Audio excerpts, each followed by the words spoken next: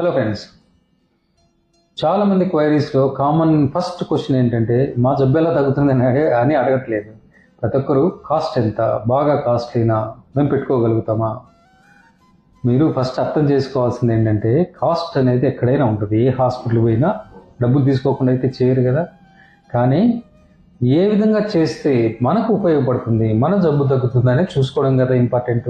First మీ జబ్బుకు తగ్గడానికి stem cell ఉపయోగపడుతుందా లేదా అనేది ఫస్ట్ తెలుసుకోండి, బేరీ చేసుకోండి, క్రాస్ చెక్ చేసుకోండి.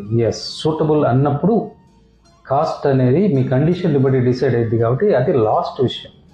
కానీ ఈ కన్ఫ్యూషన్లో, డైలమాలో లేకపోతే మిస్గైడింగ్ వలన ఒక మంచి అవకాశాన్ని పోగొట్టుకుని క్రిటికల్ టైం అంతా వేస్ట్ చేసుకుని తర్వాత అరే మాకు ఇప్పుడు క్లారిటీ వచ్చింది అని వస్తే ఏం ఉపయోగం?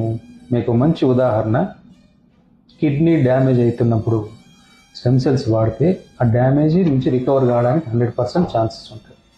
అదే డయాలసిస్ పూర్తిగా అయిపోయి అక్కడెవరో చెప్పారని వచ్చారనుకోండి, లేదా కిడ్నీ ట్రాన్స్ప్లాంట్ స్టేజ్లో మీరు స్టెమ్ సెల్స్ గురించి కనుక్కోవడానికి వచ్చారనుకోండి, మీకు అవకాశాలు తక్కువ ఉంటాయి.